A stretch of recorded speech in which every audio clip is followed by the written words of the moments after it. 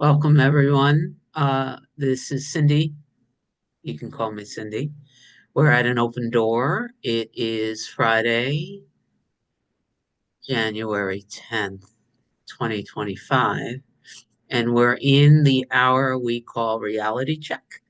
And this is the hour where we get together, whether live or stepping into the replay. And I heard from enough people who listen, like Kay sent me a gorgeous email that I am going to respond to carefully this weekend.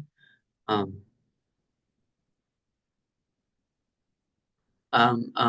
Carrie. Wow, I'm getting really emotional. This is the period of time where we've come together and we've set a joint intention for a direct experience. And we're using Helen Hamilton's reality check as a way for us to do that. Just stunning. So, what's going to happen now is I found, yeah, Helen's beautiful. Helen's team is beautiful in creating these things. I have an 8-minute clip that just got released a few days ago, and we'll watch that.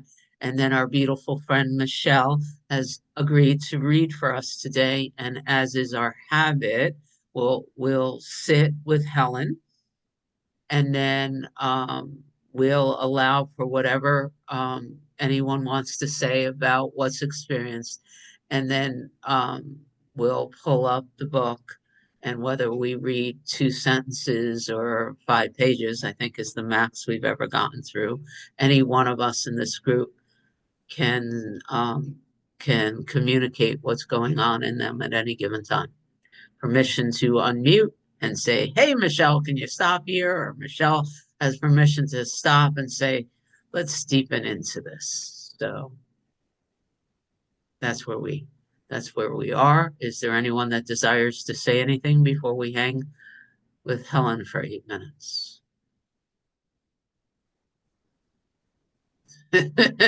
You know, Michelle, I'm not going to say this out loud for the recording, but once something is in Amy's purview, it comes up a lot. All right, He here we go. persists. Amy does when something lights up inside of Amy, when she feels a truth and an opportunity, it's not easily let go of. So you might as well say yes sooner rather than later, because all right, here we go.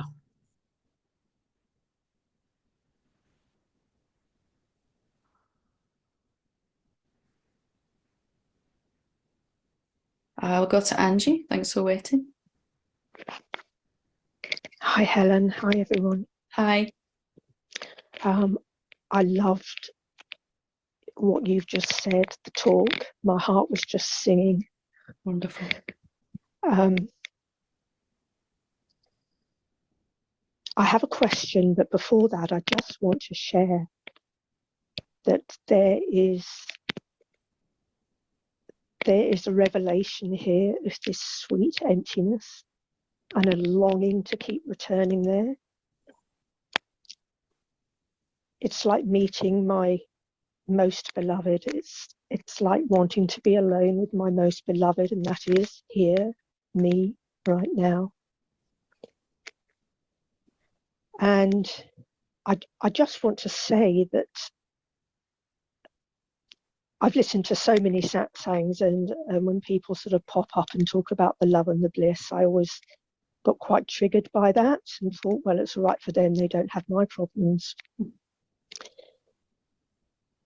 I just want to share that the human appearance of Angie has been one of really quite significant suffering throughout the life, and also trauma and long-term illness and so on. And it makes not a jot of difference. It's not in the way, it's not an obstacle. It doesn't have to be resolved or fixed. And having said that, there are still triggers definitely strong enough to pull attention back into the hypnosis of that whole appearance and despair and all that. So I just wanted to say that if anyone's thinking, well, it's all right for her. My question is, with dipping into and as emptiness where there is clearly no individual there or mind, is it important or is it helpful in any way that when mind is functioning again, that there are affirmations of that emptiness, or is that another trick of the ego, sort of jumping onto an I'm enlightened thing, which, you know, We've all done that. We've all been there, done that. Yeah. Does it need affirming as a little belief there, or should that be left alone completely? In other words, if the mind is still getting involved in seeking, or I can't do this or whatever, should that be replaced with little daydreams about this sweet emptiness that is my inner beloved? I don't know whether I've made that clear. I wonder if you could address that, please. Yeah, it's not so much about what's going on in the mind, it's about why it's happening. For me, as I began to fall in love with that emptiness, as you've called it, sweet emptiness, which is a beautiful way to describe you. I found that the content of the mind started to change by itself. There were more of these little daydreams, more mind by itself wanted to pay more attention to this, to think about this too. It wanted to think about the forms much less. No sudden thing where it's like, okay, form is boring, let's think about formlessness. It was very gradual, so subtle. But I would notice my mind thinking about it, trying to understand it, trying to come from this angle, that angle. And at first I thought that, like, it should just go quiet. But I realized that was mind's way of loving the formlessness too. It was starting to understand that it can never understand, but to enjoy the thinking about it as a way to kind of fall in love with it too. So mind, there's nothing wrong with thinking, especially thinking that's about the beloved, you know, the infinite being. And there's nothing sweeter than that in the mind. And naturally from there, you kind of fall back into the silent bliss of your real nature anyway. And then you fall out of there after a while and thoughts are more and more about that. And then you kind of fall back into there and you get into this upward cycle. So the mind's going to be thinking, it might as well be thinking about something that actually brings us joy and pleasure and all of that. So, you know, there's nothing wrong with that thinking. It's why you're thinking about that. If you're thinking about the beloved and wanting to dissolve in that or recognize that you are that, then that's about as intelligent as mind can be, isn't it? That's about as pure and as beautiful and as focused as it can be. And you can be thinking about the great self, the beloved, and feeling that you're really so far away from it, you'll never get there. Or you can be thinking about it and, wow, won't it be nice when it's totally obvious, clear, no matter what's going on in the body and mind, like you said. You know, it's going to be very clear that that's what I really am. So it's not so much what's going on in the mind, it's why that thought process is occurring. Is it driven by something that's trying to get somewhere? Or is it more just of a, wow, I'm never really gonna fully get this. Like, and that's actually not terrifying. That's actually quite beautiful. That's actually quite freeing. Can I think about it one more time from a different angle? Every time I think about what I really am, it's gonna make me feel a little closer to it or something like that. And if you look at what's happening in your mind, you probably find as you're falling in love with yourself more, it's more the mind's way of worshipping, of revering it. It's not trying to get to it so much. It's just what the mind is currently interested in. So it thinks about it a lot. That's beautiful. It's almost like singing the praises of rather than. It's a Gita going on in your own head, isn't Yeah, it? yeah. It is. Oh, that's lovely, Helen. Oh, beautiful. You can feel Thank the you so energy that much. comes with that. It's totally harmless, isn't it? It's not the obsessive thought machine that was going on. It's more a softening that's just kind of I'm going to examine the unexaminable and the try to know the unknowable just for the joy of it, really. Enjoy in myself, enjoying myself. Yes. Absolutely. And why not think about it? There's nothing wrong with thoughts, is there? It's not like the No. mind's bad. It's only that repetitive, Yeah.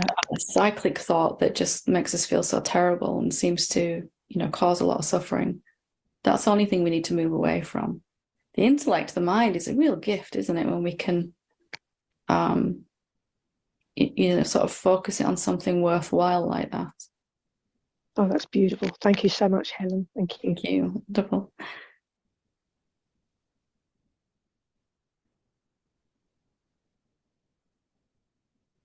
Anyone inspired to share anything that's on their hearts to share after that before we start with the book?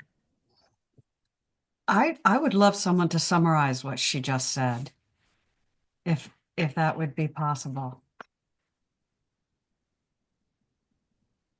Izzy. I don't know if I can summarize the whole thing, but one thing that it seems like a lot of teachers are teaching us is simply a psychological strategy of reframing things. Like when the lady was talking about how she, has this recurring thought about whatever, and Helen said something about, well, instead of worrying about how much you're obsessing about this, why don't you see it as an opportunity instead to see that you are hanging out with the beloved? And that's just simply a reframe. And that's when we listen to all these non-dual teachers, that's what we're doing. We're just simply reframing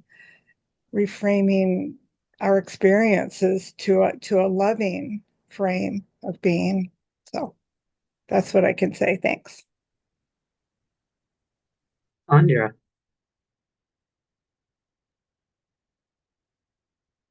Are you having trouble unmuting? Let's see if I click this button. Does that help? There you go. Got it. Yeah.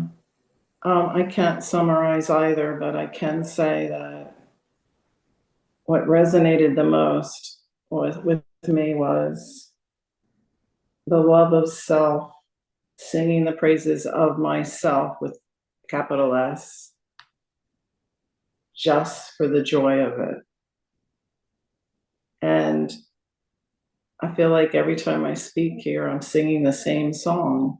I'm saying the same thing over and over again. And she said it so beautifully, just for the joy of it. And that could be the most intelligent use of the mind, she said.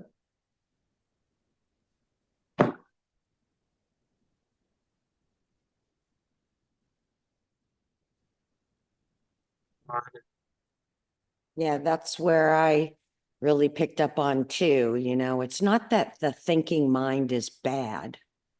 It's the question is, what am I focusing attention on? And so the musings of reality and truth and thinking about it is a great, much better use of the thinking mind than worrying about, what's going to happen at the grocery store later or whatever, the things that cause suffering. So again, I was given this intellect. Now, it's not going to completely understand truth, but it's also a way to kind of bathe in it and play with it, and the fact that I'm interested in thinking about it is amazing, that this is what I'm choosing to spend time on now, rather than the millions of other things that could be happening in the world to focus on. Thanks.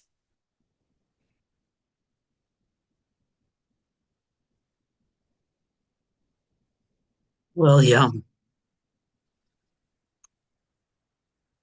It just seems to me, whatever that means, is that moment, that's what calls me. I don't want to even rest my attention on the why or the how. It's a reminder every time to come back to now. No words about it, no summary about it. But every time I'm not there, it's just a reminder to go back home. Thank you.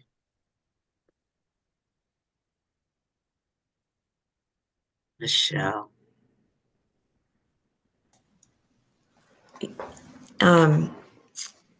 I loved the words falling in love with yourself, because I fall in love with a lot of people, but I get stuck falling in love with myself. I just thought that was so beautiful. What a beautiful reminder. Because I think many of us are very hard on ourselves when we get caught up in the mire of our thoughts. So I think that would be a fun thing to play with as well, falling in love with ourselves.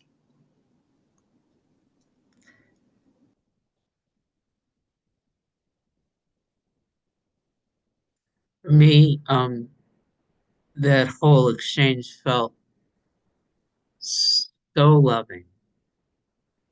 And I'm sitting in her saying, thinking's gonna happen. So if you find yourself thinking about your desire for the beloved, then just recognize there's no better use for the mind. And the other part of it is she wasn't talking about directing thought or changing thought. That wasn't this conversation. I can hear this mind wanting to talk about aspects of it. What she said was, when you find the mind thinking in terms of desiring the beloved and loving the beloved and all those things, just accept there's like, what better use of the mind is going to think, thinking is happening, and to be like fully immersed in that kind of process. What a great use of the mind. The teaching wasn't about what to do when you find yourself thinking something else. And I'm aware of that. And I'm aware of something in here wanting to distort it that way. So I wanted to say. Is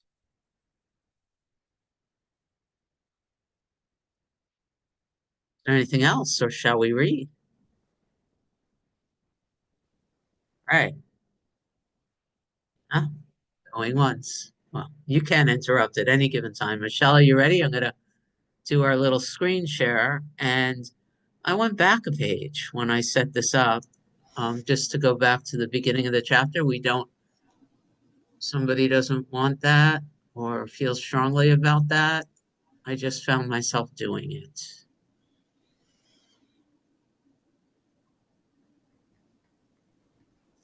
Since we don't appear to be in a rush.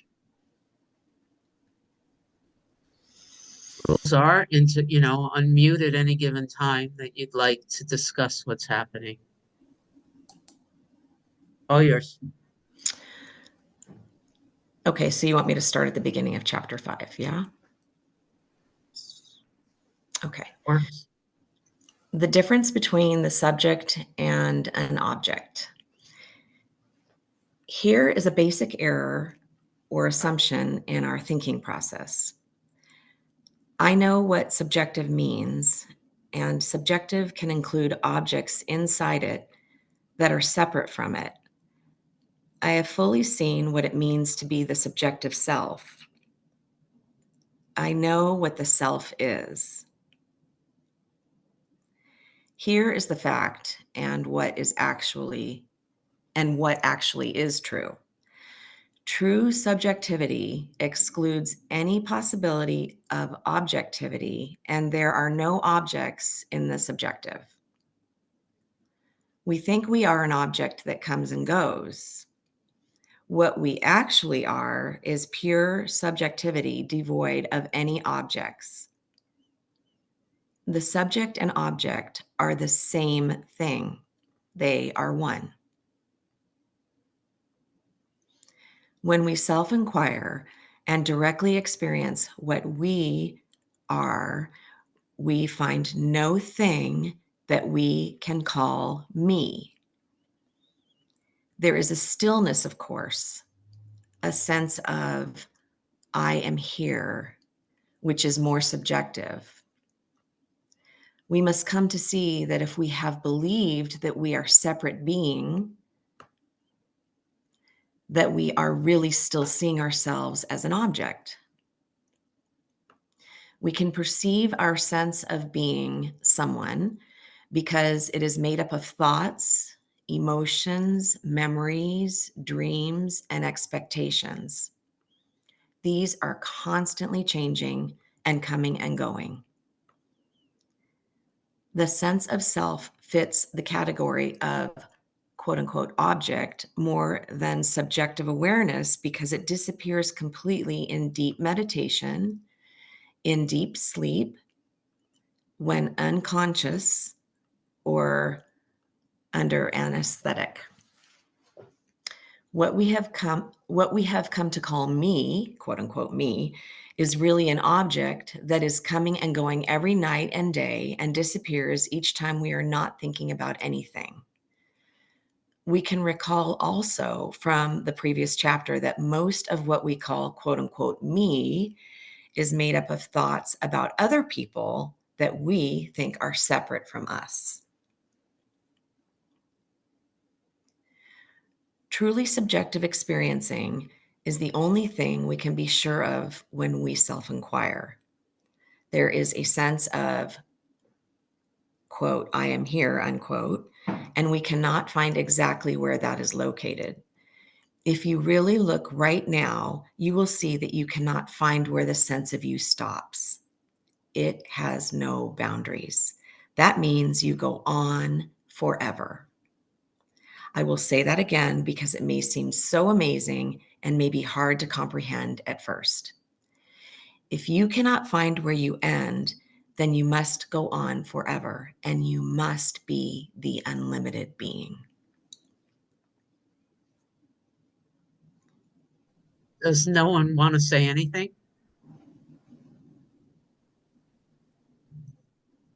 I'm just curious. I just want to reflect on. I want to digest. I just want to be with it for a while.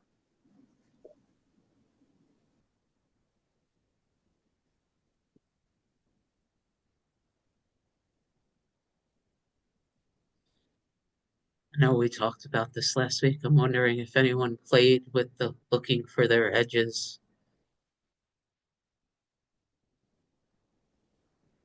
It's a hard thing to hold in the mind, this kind of sense of looking for the edges.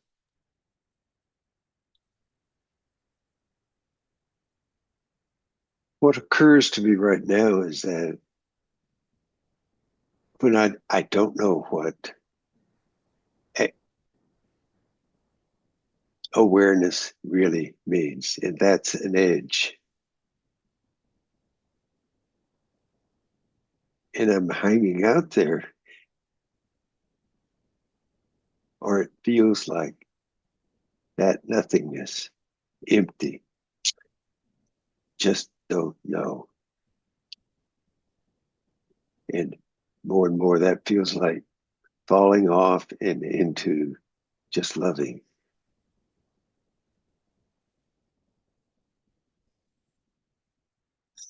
Yumi. Wow, this is really rich discussion. What I find is what both Francis Lucille and A Course in Miracles say is essentially the sense of I am is the only thing we can truly know. And it can't be defined. It's just a sense of being, a knowing of being. Like I don't know anything else. I just know there's something here. That's the awareness. It has no definition, no boundary. Sometimes I will breathe out and see if I can find any boundary on the out breath. And I get to the edge of the out breath and I just drop off. And what I used to find is that I felt like there was just emptiness at the end of the out breath. But now it feels like there's both emptiness and fullness. So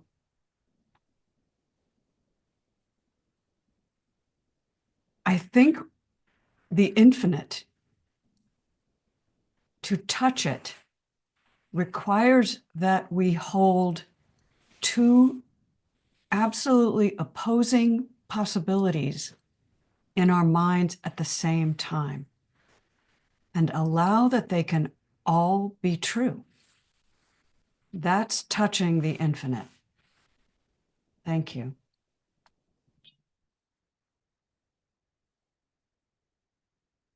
Well, Barbie wants to share, and then I'm going to invite Rana to lead us in exploring the out breath, if she would. But Barbie. Know that I know that I do experience the edge sometimes, but in this morning's meditation, I was in their quiet spaciousness and their void, and there was no edge at all. I couldn't find anything.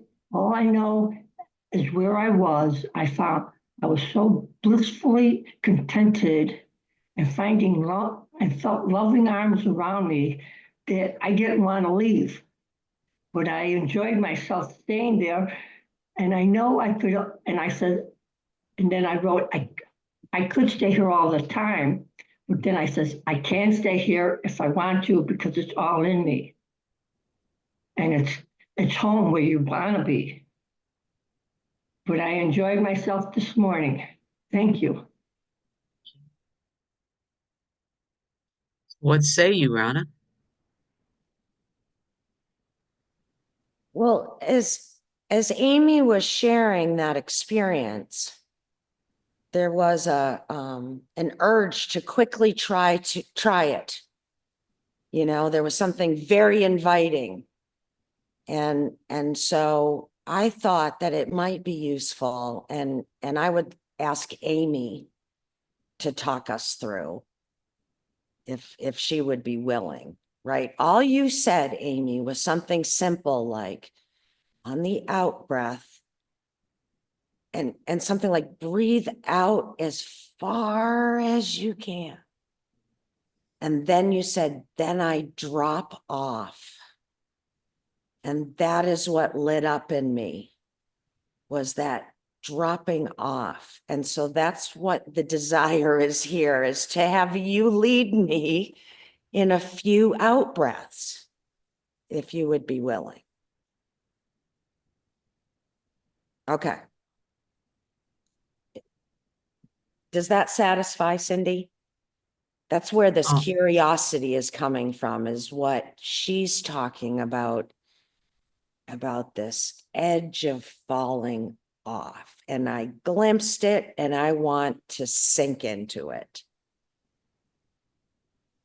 One of our desires is all of our desires. That's where I'm sitting, in a very peaceful, open space. Perfect. Thank you, Amy. What say you, Amy? Okay. I would invite you to turn your video off so that you're not distracted.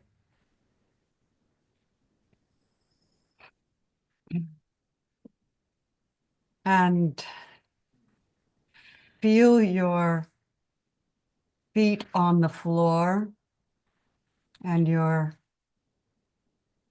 tush in the seat.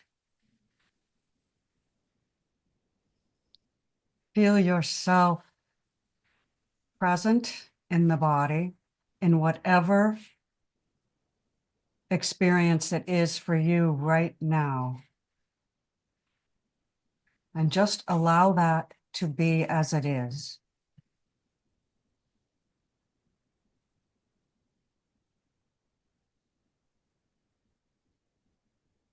And now place your awareness on the breath.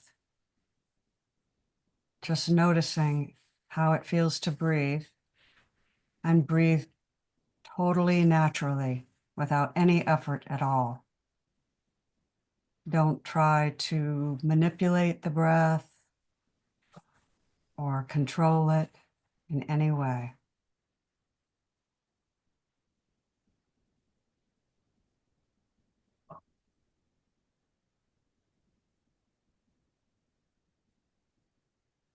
And now place your attention on the out breath.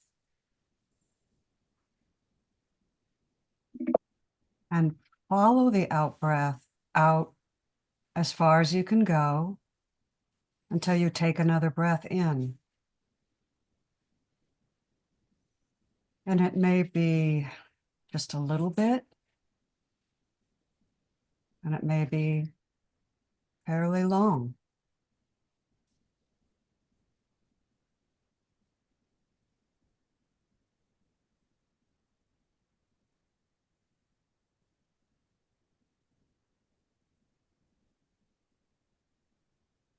And now notice, perhaps, that as we place attention on the out breath, it naturally becomes longer.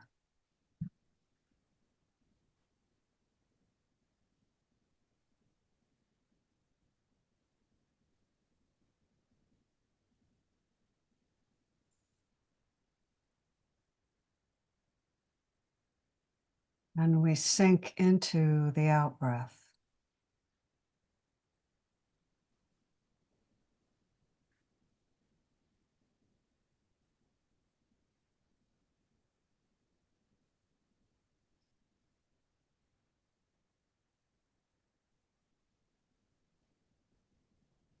And now just play with getting to the end of the out breath and just hanging there for a second or two before you breathe in again.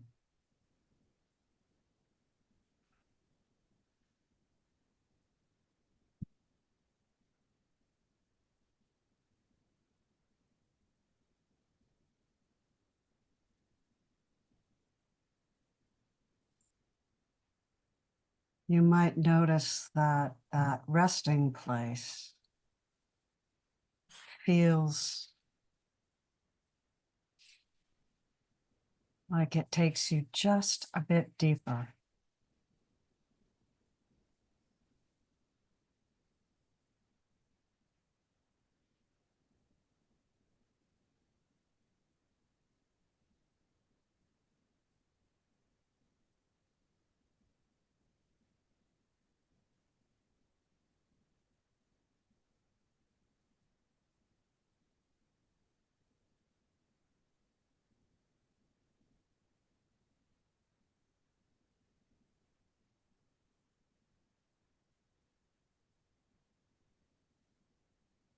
Now, at the end of the out breath,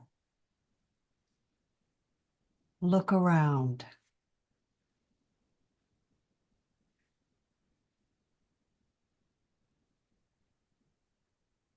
Sense whether there's anything beyond that out breath, that space.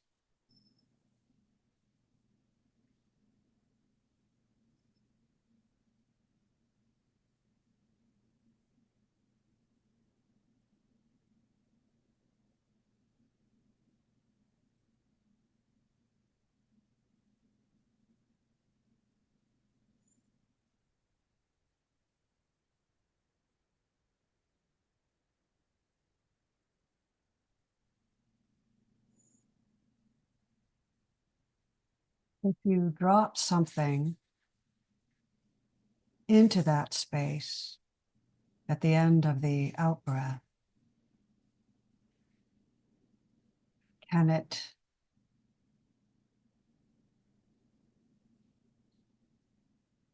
be absorbed? Can it be accepted by that space?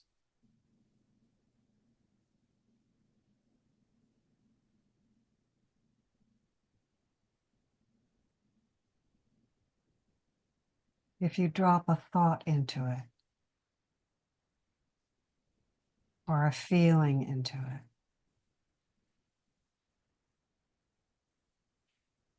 does that space accept the thought, the feeling?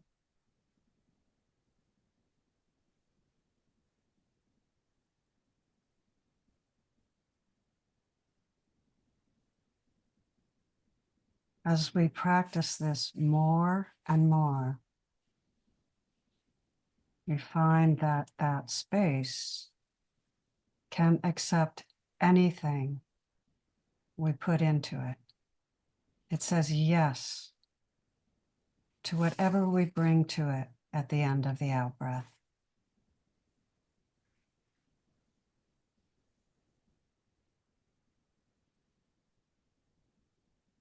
I invite you to play with this. And thank you for taking this brief journey. And come on back whenever you feel ready.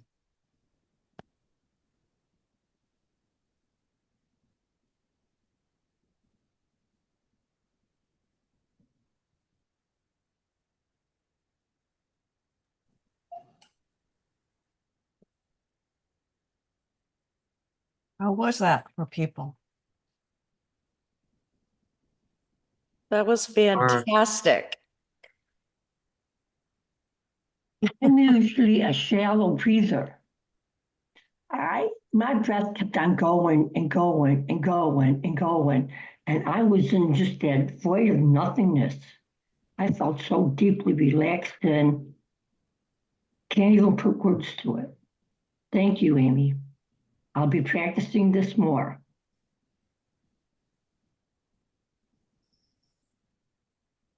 Rana. I had the similar sense, Barbie, and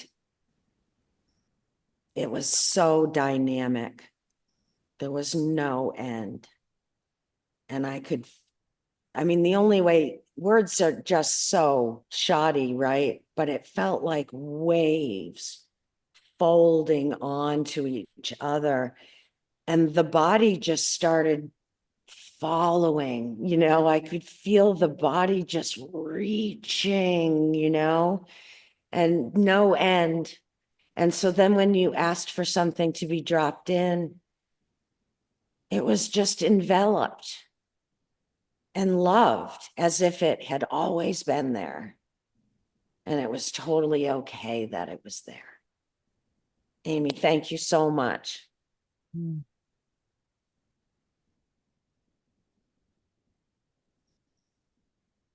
The open emptiness is the self. Right? And that place of no thought is the self. And it's the self accepting everything from the small self. It's just saying yes to it all. Thank you very much. Thank you for that opportunity. I really appreciate it. Shall we attempt? Oh, Izzy, go. Yeah, I just wanted to say, Amy, different teachers teach the breathing techniques, but that is the most powerful, loving one I've ever heard. Thank you so much.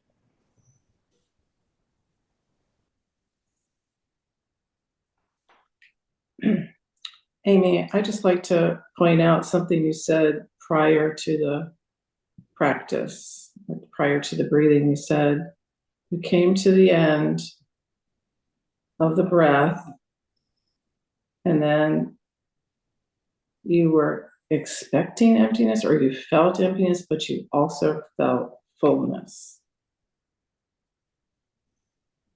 And that really spoke to me, because this idea of emptiness, every time I don't know the word, I feel full, so much fullness, so much abundance, so much of everything, much more than I ever feel emptiness.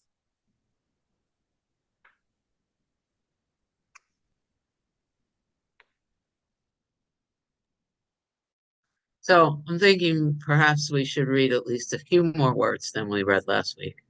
We don't have to. I ask one question. Doesn't emptiness contain all, everything? They're just words, but yes. Okay. Shall we read into the next page? That I just want to say that's why it's so helpful to be able to hold two opposing realities at the same time, because the infinite holds everything, right? Thank you. All right. You ready, Michelle? I'm ready.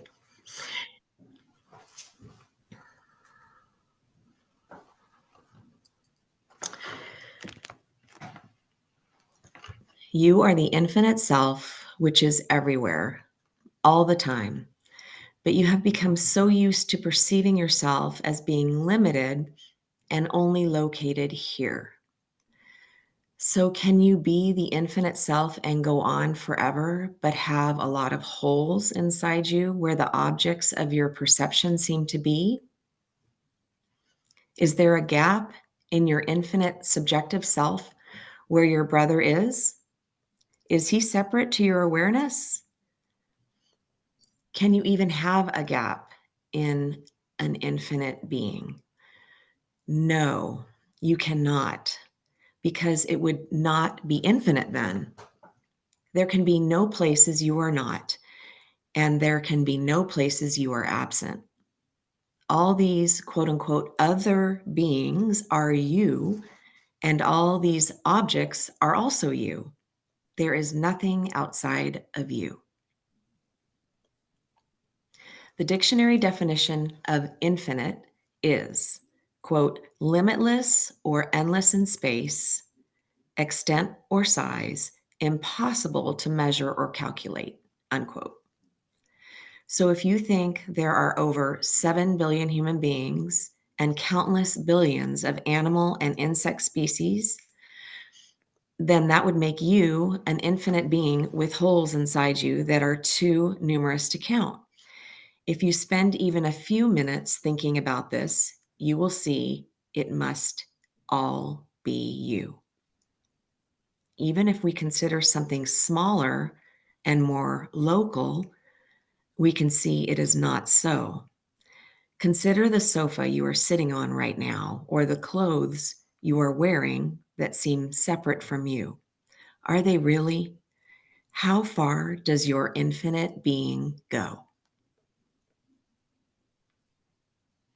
I have seen many students tell me they know what it is to be formless, but they imagine a human body sitting less than 2 meters away is separate from them, and the air around them is also separate. To know what it is to be formless is really to accept there is nothing outside of you, different from you or separate from you. It may look as though you are just a human being living in a world populated by countless beings and insentient things, but this cannot be so. It really is a choice now of where you want to live from. You must either choose to live as that infinite being that you are, or continue imagining yourself to be small and limited and here only for a short time. Shall we stop there for now? Because, well, one of the reasons is that I noticed that this thinking mind just completely pulled me out of what was being read. Does that ever happen to anybody else?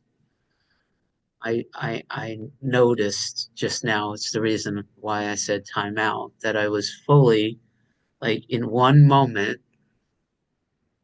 I was in this experience of accepting that there aren't billions and billions and billions and billions of holes in me. And in the next minute, the thinking mind was fully engaged in the fact that I'm getting a haircut in an hour.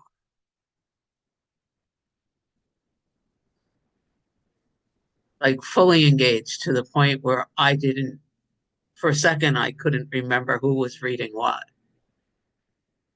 And so it felt really useful to acknowledge that.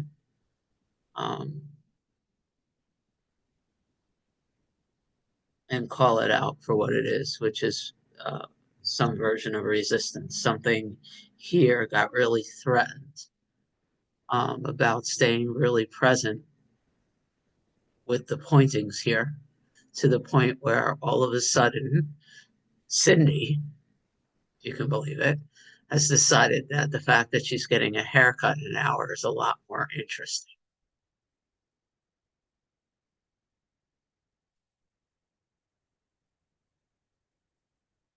Yeah.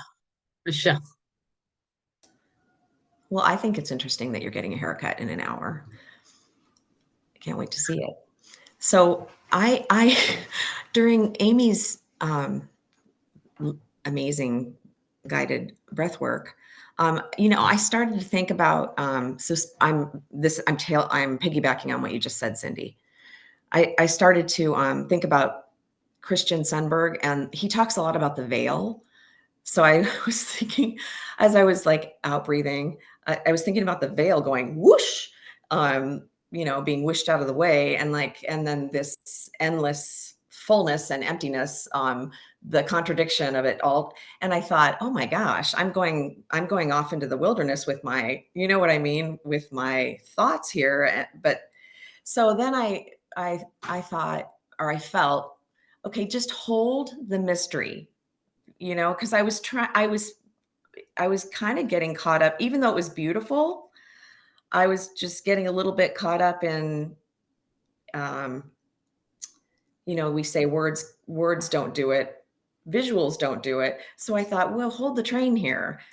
Do you know what I mean? So I tried to just hold the mystery, hold the love. And that felt really good and limitless. I don't know if that makes any sense. Well, what I heard you was just describing another way that the thinking mind can really, really, really decide that it needs to control what's going on. So, yeah.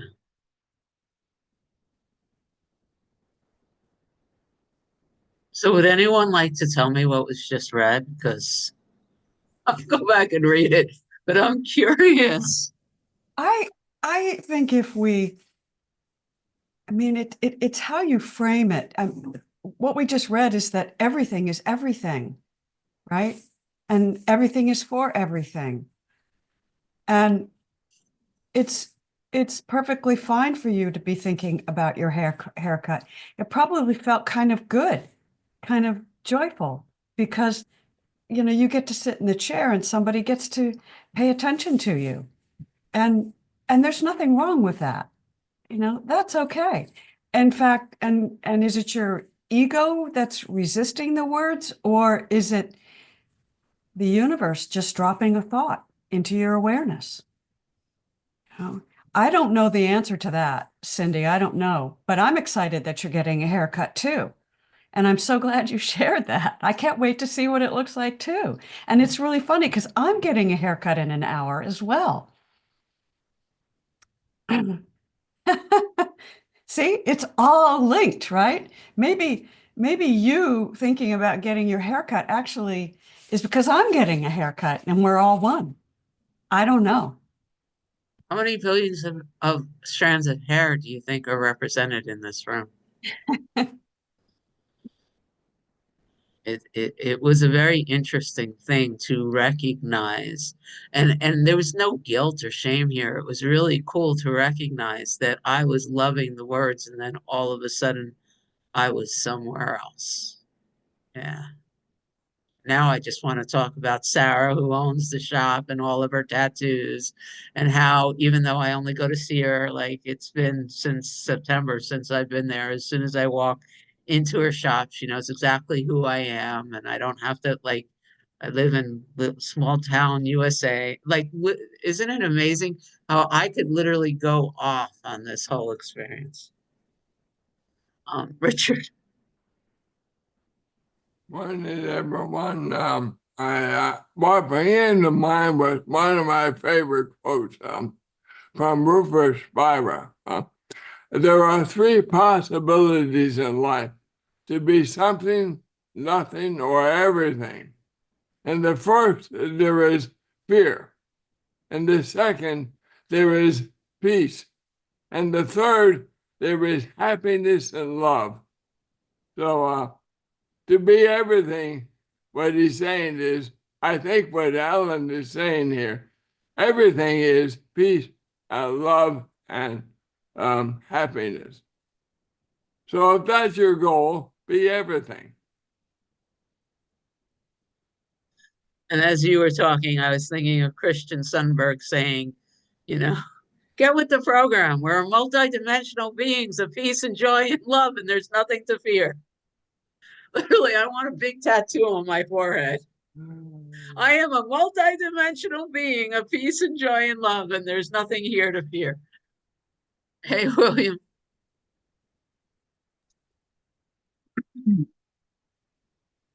I just find myself one, just be one. And it's almost like everything else is the background music or the words, the haircuts, whatever. In this moment, everything is fine right now. So it just seems that's my focus.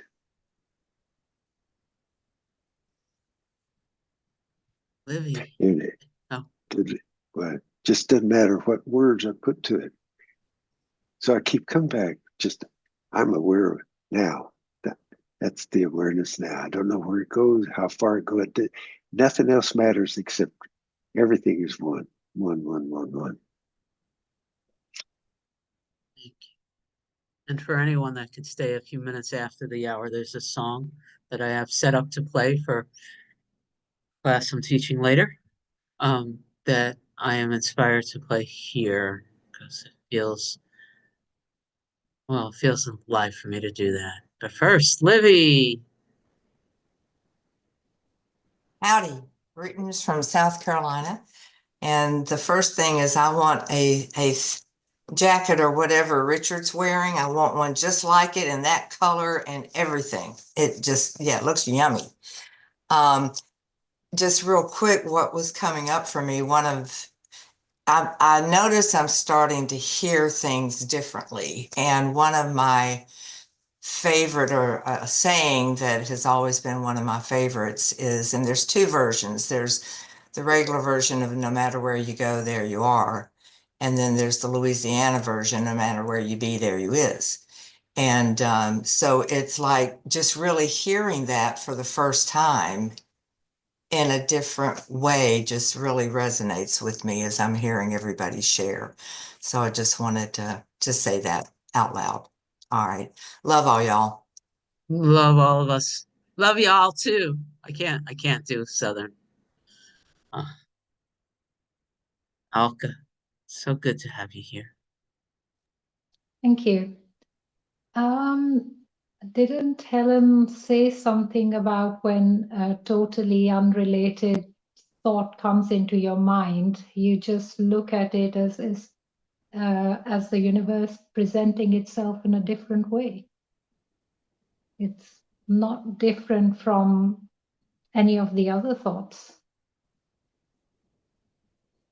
And in fact, I was watching a video by her, in which she was saying that the Neti Neti approach didn't work for her to begin with. So what she did was, when she asked the question, "What are you?" she would look at the phone and say, "That's me," and look at the tree and say, "That's me," and that's how she went, include everybody, everything, every thought into what she is. So your haircut thing reminded me of that.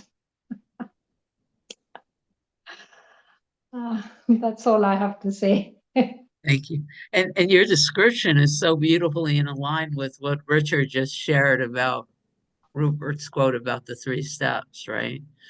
Including everything is where we find our joy and love and peace. And thank you, Sandra.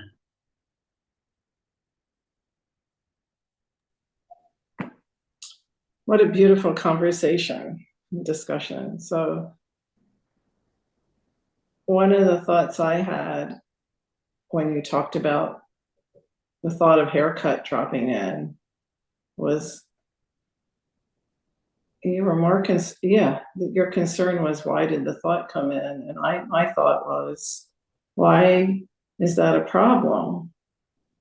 Why am I resisting the thought that dropped in? I don't know. It just, the phrase comes to mind, I can walk and chew gum at the same time. I can be all of it.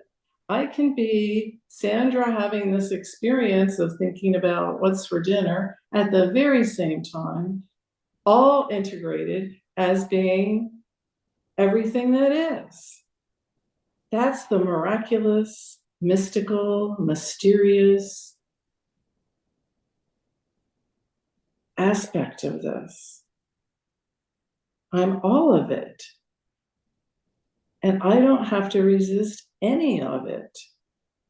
It can happen, and then maybe I did get pulled off of what was being said for a while, and then I got pulled back in, and then I looked at this, and I looked at that, and wow, I'm all of it.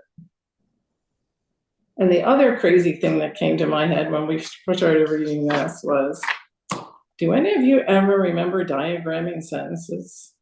Did any of you had to diagram sentences, and there was a subject, and there was a predicate, and there was a noun and a verb, and then we had these little lines that is separated further, like the adverbs, the adjectives, and then the conjunctions. And then we had this, take one sentence, just one little old sentence, and separate it all out. And that just seemed like such a metaphor for what we do. And so I was like, erase the line. Instead of diagramming, draw a big circle and just throw all the words in there. And then erase the line of the circle. That's what came to me. Word soup. When she was talking about the difference between subject and object, at first I was getting really lost in the words and trying to understand that. And then that diagramming sentences came in, and it's like, yeah. So I am somehow miraculously manifesting as this being at the same time in the now moment that I am also all of you and everything in this room and this desk and all around. That's pretty friggin' amazing. I completely out of my mind's grasp of fully understanding, and I accept that. And I think she said that somewhere in the video. Thanks for listening to me. Nice. William. I like what you just said. And I just happened across Regina Akers' first game yesterday, and I'm enjoying it so much. I'm just awareness of the awareness that's going on. And that's what I just feel. It's this moment, this moment, this moment. The awareness of everything that's being aware.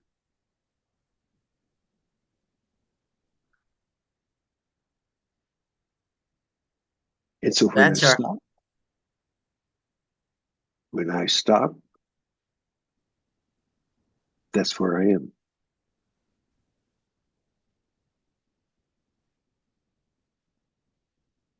every once in a while I forget Zoom etiquette, waiting for this. That's where I stop, that's where I am. All right, this is an hour, which is crazy to me. I don't know how that happened. So I am going to play this song for whoever wants to be here with me. And I'm going to tell people what it is before I stop the recording. And it's Ramana's song by Kirtana. And I'm loving, I set it up. I'm beginning facilitating a class at Awakening Together later this afternoon on Jesus in the New Testament. And I tend to always start, I do it here. I love music as a way of bringing everyone together. And I am actually laughing that the song chosen to begin a contemplation of Jesus in the New Testament is Ramana's song. But it makes perfect sense to me because what happens at Awakening Together in all these classes, similar to what we do at the Open Door, is the willingness to look past the surface, the form of the teacher, to the truth that's contained within it. So ultimately, what is the difference between Ramana Maharshi and Jesus? If you let go of what the billions of people claim is truth versus not truth. But in any case, this is Reality Check. Thank you. I'm going to stop the recording, and anyone who wants to stay and listen to this song with me, you are welcome to. Here we go.